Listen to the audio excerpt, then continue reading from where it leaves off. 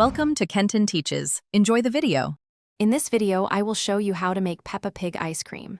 First, let's gather our ingredients. You'll need 2 cups of heavy cream, 1 cup of whole milk, 3/4 of a cup of sugar, and 1 teaspoon of vanilla extract. Don't forget pink food coloring and some fun sprinkles to make it extra special. Having an ice cream maker ready will make this process smooth and enjoyable for everyone. Now, let's create our delicious ice cream base. In a large bowl, combine your 2 cups of heavy cream, 1 cup of milk, and 3/4 of a cup of sugar. Whisk these ingredients together for about 2 minutes, ensuring the sugar completely dissolves.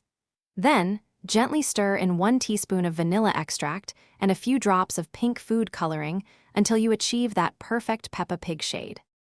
Once your base is ready, it's time for the magic to happen in the ice cream maker. Carefully pour the pink mixture into your machine. Churn it for about 20 to 25 minutes, or until it reaches a soft serve consistency.